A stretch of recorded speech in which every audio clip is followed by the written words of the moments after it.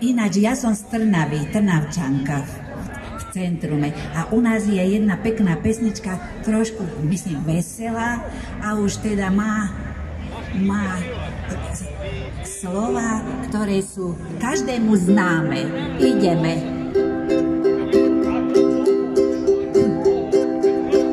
Okolo Trnavy bohatá rovina a na tej rovine rastie husacina.